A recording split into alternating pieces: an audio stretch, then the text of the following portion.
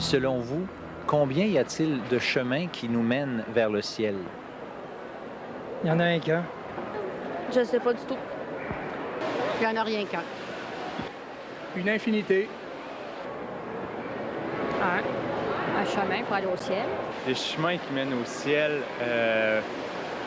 il y en a beaucoup, mais on peut pas dire combien qu'il y en a. Selon vous, combien y a-t-il de chemins qui mènent au ciel? Un.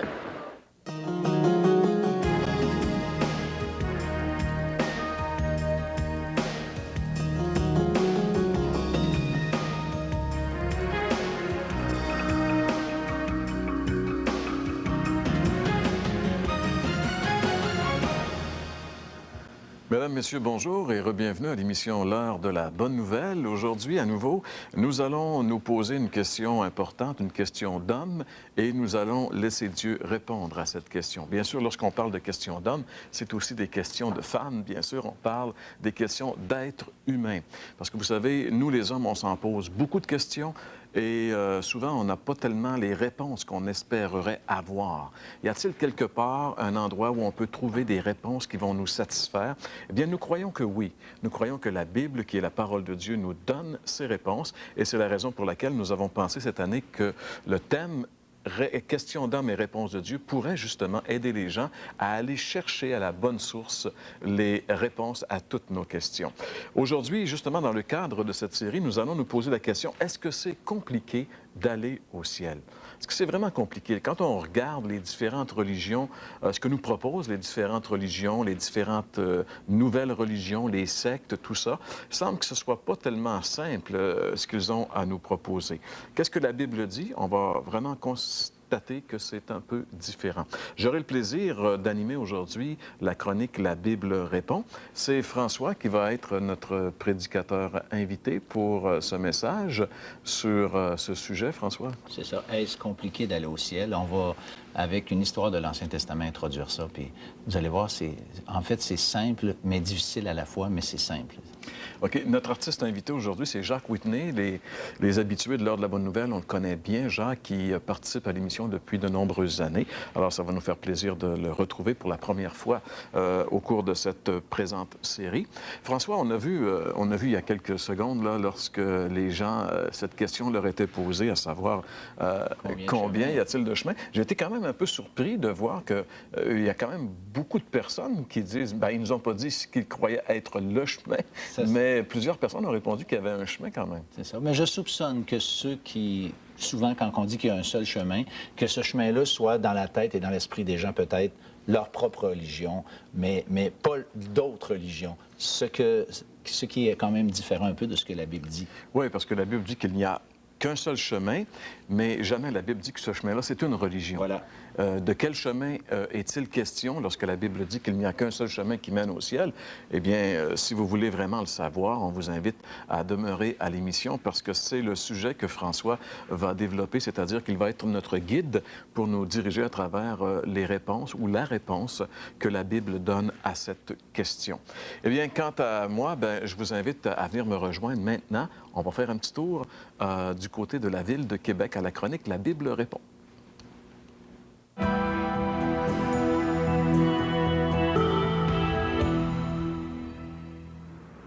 Alors donc, selon la Bible, est-ce que c'est compliqué aller au ciel? Eh bien, si on se base sur la Bible et non sur les nombreuses religions du monde, il semble que Dieu ait vraiment voulu nous simplifier l'existence.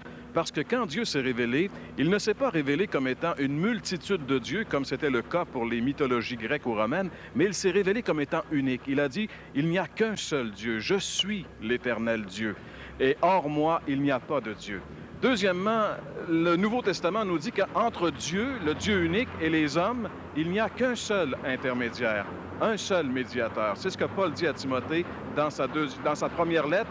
Il dit, il n'y a qu'un seul Dieu et un seul médiateur entre Dieu et les hommes. Troisièmement, l'apôtre Pierre, un jour, prêchant l'Évangile, a dit, il n'y a sous le ciel aucun autre nom que le nom de Jésus qui a été donné aux hommes par lequel on puisse être sauvé. Donc, c'est simple. Un seul Dieu, un seul médiateur, un seul nom sauveur. Et même Jésus, un jour, a dit ces paroles qu'on peut lire ensemble.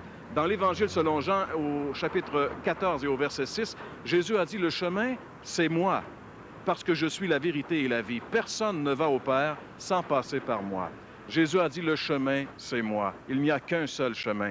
Donc, mes amis, selon la Bible, c'est pas compliqué aller au ciel. Il y a juste un chemin. Mais encore, faudrait-il le prendre? Nous voulons donc répondre aujourd'hui à cette question.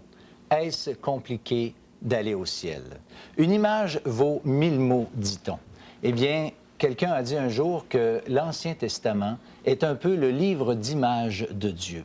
Et j'ai pensé utiliser un récit intéressant de l'Ancien Testament qui illustre très bien le thème que nous abordons aujourd'hui, c'est-à-dire la simplicité déconcertante du message de l'Évangile. Cette grande simplicité fait en effet contraste avec la voix des différentes religions, comme Jean-Pierre l'a dit tout à l'heure, ou la plupart de ces sectes qui ont un message tellement compliqué. La simplicité du message de l'Évangile se présente à nous comme une bouffée d'air frais. On va regarder ensemble ce beau message de l'Évangile à travers cette histoire vraie de l'Ancien Testament. Eh bien, on lit ensemble dans le 2e livre des Rois au 5e chapitre pour introduire cette histoire. Naaman était chef de l'armée du roi de Syrie. Il jouissait de la faveur de son maître et d'une grande considération, car c'était par lui que l'Éternel avait délivré les Syriens. Mais cet homme fort et vaillant était lépreux. Naaman, un homme qui avait réussi dans la vie. On peut dire que professionnellement, il avait réussi. C'était un homme haut gradé dans l'armée. Il était, nous dit le texte, respecté de ses supérieurs et, somme toute, son parcours en carrière était prodigieux. Du côté de sa vie personnelle, il n'avait rien à envier non plus. Eh bien, le texte nous rapporte qu'il était un homme fort et vaillant. Il jouissait d'une grande considération, un peu comme ces hommes publics, populaires et appréciés de nos jours. Malheureusement, il portait un lourd fardeau qui, sans doute, lui rendait la vie difficile, voire impossible. Cette terrible maladie qu'est la lèpre l'affligeait énormément. J'aimerais maintenant vous faire la présentation d'une petite fillette qui est en fait à la source de cette belle histoire. On continue de lire dans le même chapitre 5 du 2e livre des Rois. Or, les Syriens étaient sortis par troupes et ils avaient amené captive une petite fille du pays d'Israël qui était au service de la femme de Naaman.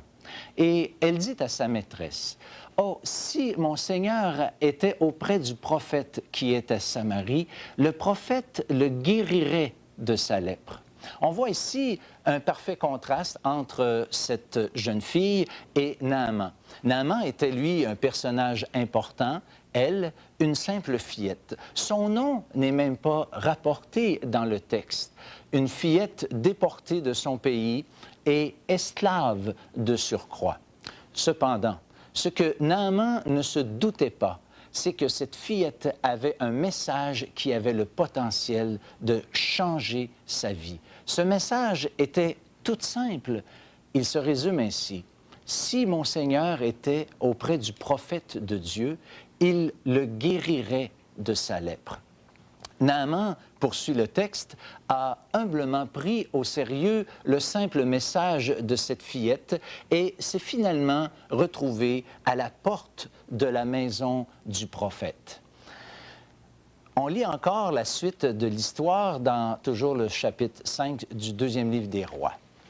Naaman vint avec ses chevaux et son char et il s'arrêta à la porte de la maison d'Élisée. Élisée lui fit dire par un messager, « Va et lave-toi 7 fois dans le Jourdain, ta chair redeviendra saine et tu seras pur. » Voilà ce que j'appelle un message simple, n'est-ce pas? « Va et lave-toi 7 fois dans le Jourdain et tu seras guéri. » Une chose est certaine, il était loin de s'attendre à une telle réponse. D'ailleurs, sa réaction va nous le confirmer. On lit encore les versets qui suivent dans le même chapitre 5. Naaman fut irrité et il s'en alla en disant, « Voici, je me disais, Il sortira vers moi. Il se présentera lui-même et il invoquera le nom de l'Éternel, son Dieu. Il agitera sa main sur la place et guérira le lépreux. Les fleuves de Damas, l'Abana et le Parpar ne valent-ils pas mieux que toutes ces eaux d'Israël? Ne pourrais-je pas m'y laver et devenir pur? Et il s'en retournait et partait avec fureur. Cette réaction simple, dans le sens de simplice, est tellement évidente. Voyez-vous, il y a 3 petits mots qui résument en fait cette attitude, cette réaction. Et ces 3 petits mots sont « je me disais ».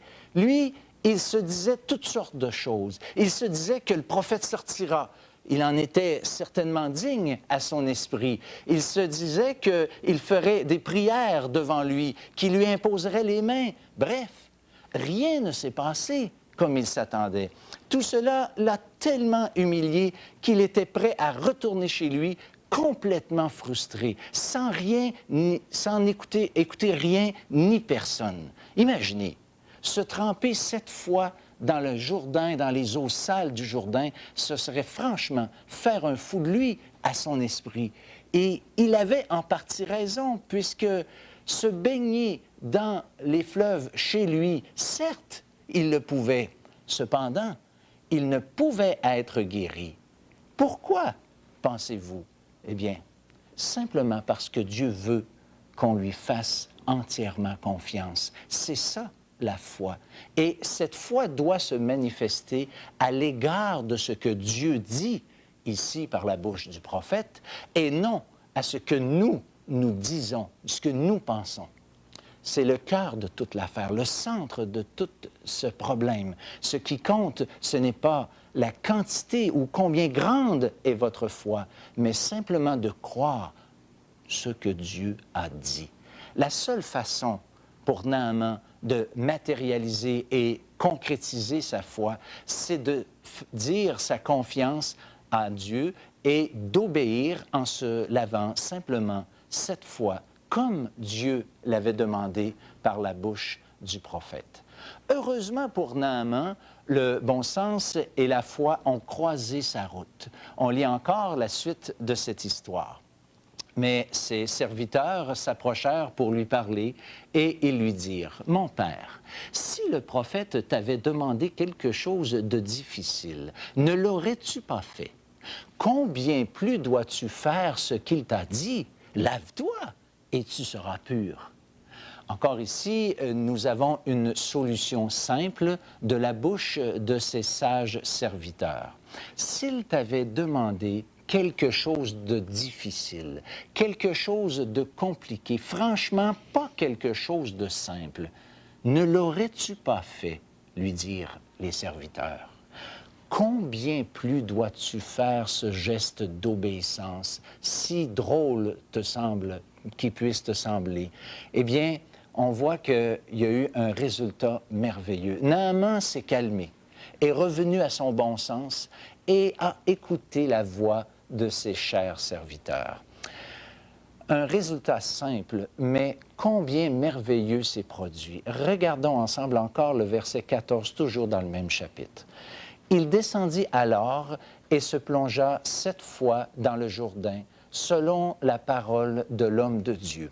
Et sa chair redevint comme la chair d'un jeune enfant, et il fut pur. » Naaman a écouté une simple servante, s'est soumis au simple conseil de ses serviteurs, et par sa simple obéissance, il a été guéri. Cher ami, le chemin du ciel n'est pas plus compliqué. Cependant, comme ce fut le cas pour Naaman, la plus grande difficulté de l'Évangile se trouve justement dans la simplicité de son message. Comme Dieu a utilisé une fillette pour Naaman, bien, Dieu utilise de simples créatures, comme le sont vos humbles serviteurs. Comme eux, nous vous partageons simplement ce que nous savons, ayant en nous-mêmes aucun pouvoir.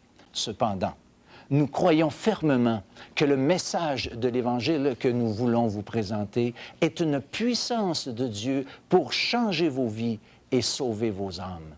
L'Évangile, c'est un message on ne peut plus simple. En effet, oui, l'Évangile est un message tellement simple qu'il se résume en des mots. On lit, par exemple, dans le livre des Actes, au chapitre 16 et au verset 31, Paul et Silas qui répondent aux gardiens de prison, eh bien, ils lui disent, à la réponse « Comment faire pour être sauvé ?», il lui dit simplement « Crois au Seigneur Jésus et tu seras sauvé, toi et ta famille. » La Bible nous révèle que le chemin du salut est simple et clair. Écoutez ce qu'a dit encore le Seigneur Jésus dans l'Évangile de Jean, chapitre 14, et le verset 6. Jésus lui dit, « Je suis le chemin, la vérité et la vie. Nul ne vient au Père que par moi. » Si Jésus est le seul chemin, c'est qu'il n'y en a aucun autre qui peut nous amener jusqu'à Dieu. Les contemporains de Jésus lui avaient demandé quelle œuvre devrait-il faire pour accomplir les œuvres de Dieu. Voici la réponse. Elle se trouve dans l'Évangile de Jean, chapitre 6e, et le verset 28. L'œuvre de Dieu, c'est que vous croyez en celui qui l'a envoyé. Voyez-vous, le chemin, c'est Jésus lui-même. Et le moyen d'y accéder, c'est la foi. Il y a deux raisons pour lesquelles Dieu nous demande seulement de croire et non de faire quelque chose en échange du pardon des péchés et du don de la vie éternelle. Premièrement, lui faire confiance, c'est la foi qu'il n'y a rien que nous puissions faire pour obtenir le pardon et la vie. Toute autre démarche sont vaines, à l'image de ce Naaman qui avait sans doute fait plusieurs tentatives pour être guéri, mais en vain. Deuxièmement, simplement parce que Dieu a déjà tout accompli pour nous accorder le pardon et la vie éternelle. Permettez-moi un exemple. L'autre jour, après avoir pris un bon repas dans un restaurant et m'apprêtant à payer l'addition, j'ai réalisé qu'un ami avait déjà payé à ma place. Voyez-vous, inutile d'insister auprès de la serveuse, mon repas était déjà payé. Eh bien, la Bible nous rapporte que c'est exactement de cette façon que Dieu a agi avec nous. Rappelez-vous cette parole du Christ en croix. Il dit « Tout est accompli ». Saviez-vous que, littéralement, dans la langue originale, ce mot signifie « payer ». C'est un terme légal équivalent à une expression plus moderne que nous appelons souvent et aujourd'hui une quittance de dette. Une quittance de dette est aujourd'hui un document notarié qui nous est possible d'obtenir lorsque, par exemple, notre maison est libre de toute hypothèque. Eh bien, c'est bel et bien ce que Jésus, sur la croix, venait de faire. Notre dette envers Dieu à cause de nos péchés, a été à jamais acquittée. Voilà ce que voulait dire « tout est accompli ». L'œuvre qui peut maintenant vous acquitter, vous libérer de toute dette que vos péchés vous ont amenée, elle est maintenant payée par le Seigneur Jésus. Peut-être vous posez-vous une question. Est-ce que cela signifie que tout le monde est sauvé, que tout le monde sont au bénéfice de cette œuvre que le Seigneur Jésus a accomplie pour chacun d'entre nous? Eh bien, nous lirons un dernier verset dans l'Évangile de Jean, chapitre 1er, et le verset 12. Voici ce qui est dit. « Mais à tous ceux qui l'ont reçu, à ceux qui croient en son nom, elle a donné le pouvoir de devenir enfants de Dieu. » À l'instar de Naaman, connaître le message du prophète ne pouvait en soi le guérir. Il lui fallait un geste concret qui matérialiserait sa foi et son obéissance. C'est-à-dire, pour Naaman, c'était se laver 7 fois dans le Jourdain. Eh bien, ce geste de Naaman correspond à cette démarche à laquelle nous vous convions. dans une prière, là où vous êtes, pourquoi ne pas lui dire, « Seigneur, je reconnais qu'en dehors du sacrifice que Jésus a accompli sur la croix, rien au monde ne peut enlever ma culpabilité. Je reconnais, Seigneur, que mes bonnes actions, même ma pratique religieuse, sont insuffisantes et sont incapables de me venir en aide.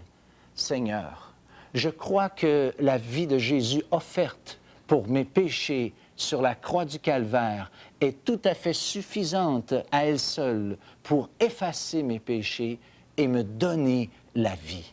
Je crois que tu es le sauveur du monde et je te demande maintenant de me sauver et de pardonner mes péchés. Vous pouvez ajouter, Seigneur, je m'appuie sur les promesses de ta parole dans lesquelles tu t'es toi-même engagé à m'accorder ton saint pardon. Cher ami, comme Naaman a été purifié selon les paroles du prophète, eh bien, Dieu lui-même, maintenant, vous fait la promesse rapportée dans le livre des Actes que quiconque croit en lui reçoit par son nom le pardon des péchés. Que Dieu bénisse tous ceux qui l'ont reçu sincèrement. Et si vous faites vôtre cette simple prière, Dieu honorera ses promesses, honorera sa parole et vous donnera et vous accordera ce qu'il a lui-même assuré à tous ceux qui croiraient en lui. Je vous encourage à considérer sérieusement cette invitation pour vous personnellement.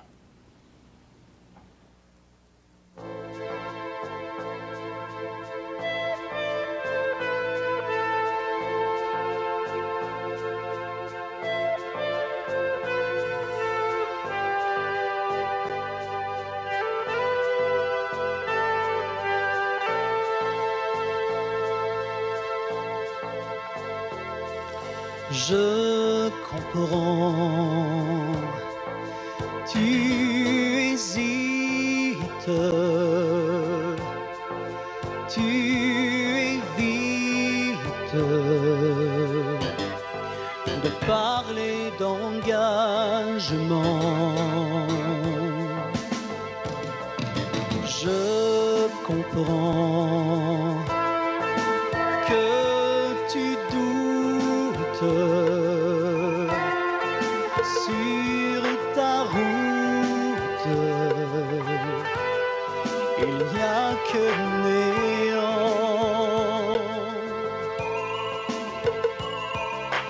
Où aller?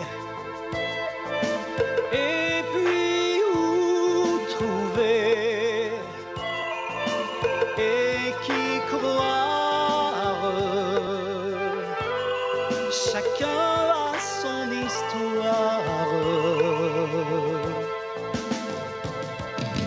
Mais tu dois connaître la vérité. Va à celui qui veut te pardonner. Donne à Dieu ton cœur fatigué, accablé par tous tes péchés.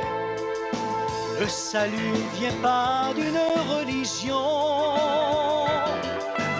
Le pardon ne vient pas d'une tradition. Dieu a pourvu au sacrifice. Par amour nous donna son Fils. Je comprends toutes tes craintes et les contraintes. J'ai agi de même.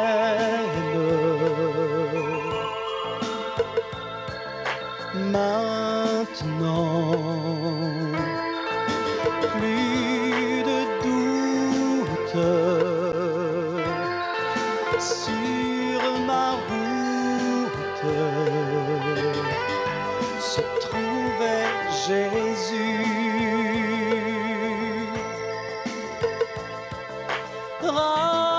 Rassuré,